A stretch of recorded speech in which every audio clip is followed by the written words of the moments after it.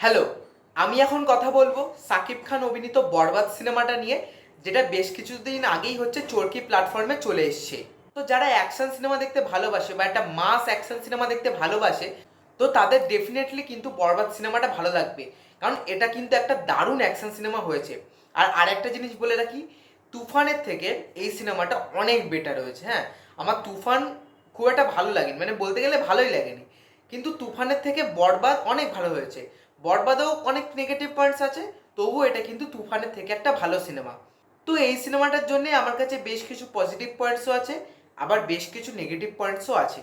তো প্রথমেই যদি বরবাদ সিনেমার পজিটিভ পয়েন্টস নিয়ে কথা বলতে হয়, তাহলে যে জিনিসটা না বললেই নয় সেটা হচ্ছে সাকিব খানের অভিনয়। সাকিব খান এই সিনেমায় তার জীবনের বেস্ট অভিনয় দিয়েছে। আমি সাকিব খানের যত সিনেমা দেখেছি না, তার বেস্ট অভিনয় হচ্ছে এই সিনেমাতে। প্রত্যেকটা সিনে সেটা সাকিব খানের অ্যাটিটিউড, সাকিব খানের সোয়াগ, কিছু কিছু জায়গায় যেখানে সাকিব খান নেশা করছে বা ড্রাগস নিচ্ছে, কোকেন নিচ্ছে, সেই জায়গায় সাকিব খানের অভিনয়। আর একটা জায়গায় যেখানে সাকিব খানের ব্যান্ডেজ খুলে দেওয়া হচ্ছে, সেখানে তার লুক এবং চোখের এক্সপ্রেশন কিন্তু দারুণ।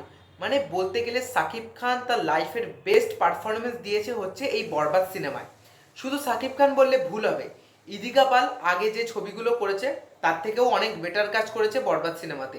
এবং মিশা সওদাগর, যে হচ্ছে সাকিব খানের বাবার চরিত্রে প্লে করছে, সেও কিন্তু দারুণ কাজ করেছে।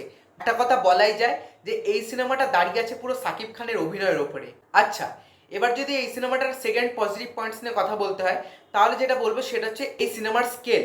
অনেক সিনেমাতে প্রমিসিং করা হয় যে এই সিনেমার স্কেল খুব বড়, কিন্তু অ্যাট লাস্ট সেটা কিন্তু দেখা যায় না। কিন্তু এই সিনেমার স্কেলটা অনেকটাই বেশি। আপনি সিনেমাটা দেখলে বুঝতে পারবেন যে এই সিনেমাটার পিছনে কিন্তু মেকার্সরা দারুণ খরচ করেছে।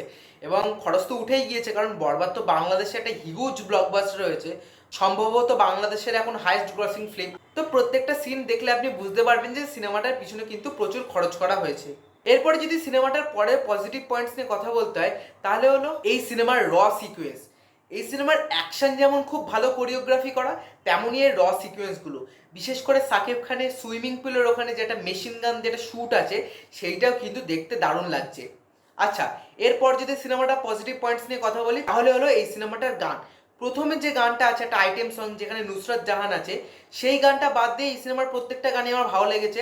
সব থেকে বেশি ভালো লেগেছে ক্লাইম্যাক্সের একটা অ্যাকশন দৃশ্য আছে এবং সেখানে একটা গান চলবে। দুটো জিনিস কিন্তু দেখতে দারুণ লাগে। এছাড়াও সিনেমাটার একদম শেষে আর একটা গানও ইউজ করা হয়েছে, সেটাও কিন্তু শুনতে খুব ভালো লাগে। আচ্ছা, এবার যদি আমি এই সিনেমার নেগেটিভ পয়েন্টস নিয়ে কথা বলি, তাহলে প্রথমেই আমি যেটা বলবো সেটা হচ্ছে যিশু সেনগুপ্ত। যিশু সেনগুপ্ত একজন খুব বড় মাপের অভিনেতা, বিভিন্ন ইন্ডাস্ট্রিতে কাজ করে, কিন্তু এই সিনেমায় না তাকে প্রপার ইউজ করাই হয়নি। এই সিনেমাতে যখন যিশুর ক্যারেক্টারে ইন্ট্রোডিউস হয়, সেখানে সবাই বলতে থাকে যে ও দেশে আসলে হয়তো দেশ ধ্বংস হয়ে যাবে, মানে ওর ক্যারেক্টারটা একটা পাওয়ারফুল ক্যারেক্টার বলে বলা হচ্ছে। কিন্তু যখন ক্লাইম্যাক্সে সাকিব খানের সাথে ওই যিশু সেনগুপ্তর যে অ্যাকশনটা হচ্ছে না, সেখানে যিশু সেনগুপ্ত কিছু করতেই পারছে না, মানে সাকিব খান তাকে খুব ইজিলি মেরে দিচ্ছে। সেই ফাইট সিনটা দেখতে আপনার একদমই ভালো লাগবে না। কারণ একদিকে বলা হচ্ছে যে যিশু সেনগুপ্ত খুব পাওয়ারফুল, সে আসলে সব ছাড়কার হয়ে যাবে, সব ধ্বংস হয়ে যাবে, এখানে সেটা কিছুই হচ্ছে না। এছাড়াও যিশু সেনগুপ্ত লুকটা, যেটা বড় চুলের একটা লুক আছে, একদম বাজে হয়েছে, তাকে একদম মানাচ্ছে না। আমি বলবো যে এই সিনেমাতে যিশুকে নিয়ে ঠিকই করিনি, এখানে অন্য কাউকে নিলে হয়তো সেটা বেশি ভালো লাগতো। এবং যিশুকে প্রপার টাইমও দেওয়া হয়নি।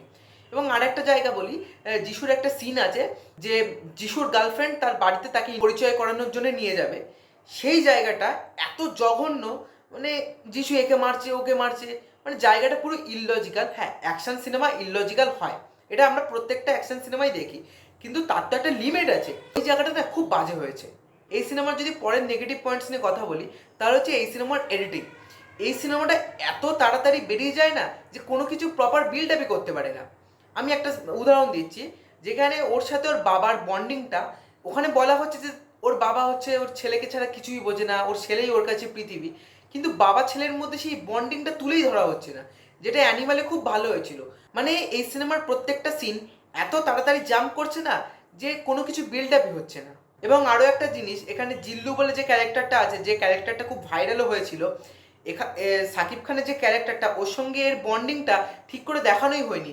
আরেকটা জিনিস যেটাও আমার এই সিনেমার ক্ষেত্রে ভালো লাগেনি, তো ডিরেক্টর আগেই বলে দিয়েছিল যে আমি প্রচুর সিনেমার রেফারেন্স এই সিনেমাতে নিয়েছি, তাই বলে ডিরেক্টরের নিজস্বতা তো এই সিনেমায় থাকবে, কিন্তু সেটা এখানে মিসিং। তো আমি কিছু কিছু জায়গায় বলছি, তো একটা সিন দেখলে আপনার পুরো সঞ্জু সিনেমার কথা মনে পড়বে। অ্যানিমালের রণবীর কাপুরের যে আজিজ বলে যে ক্যারেক্টারটা ছিল, সেখান থেকে তো হুবুও ঠুকিয়ে দিয়েছে, মানে জামা অবধি একই। তো এই সিনেমাতে প্রচুর ইন্সপিরেশন থাকলেও তার নিজস্বতাটা কিন্তু কোথাও গিয়ে হারিয়ে যায়। একটা ডিরেক্টর অন্য কোনো সিনেমার থেকে ইন্সপিরেশন নিতেই পারে, কিন্তু তার নিজের ছাপটা তো সেই সিনেমায় থাকবে, এটা কিন্তু এই সিনেমাতে মিসিং। তো ওভারঅল বলতে গেলে অ্যাজ অ্যান অ্যাকশন সিনেমা, বরবাদ কিন্তু খুবই একটা ভালো অ্যাকশন সিনেমা। যারা অ্যাকশন দেখতে ভালোবাসে তাদের অবশ্যই এই সিনেমাটা ভালো লাগবে। তাও কিন্তু এই সিনেমাটার মধ্যে প্রচুর নেগেটিভ পয়েন্টস আছে। তো ওভারঅল বলতে গেলে বরবাদ সিনেমাটা আপনারা দেখতেই পারেন, এটা চরকিতে অ্যাভেলেবেল আছে। তো বরবাদ সিনেমাটা নিয়েছিল এই আমার মতামত। আমার কথায় কারো অমত থাকলে সেটা কমেন্টে জানাবেন।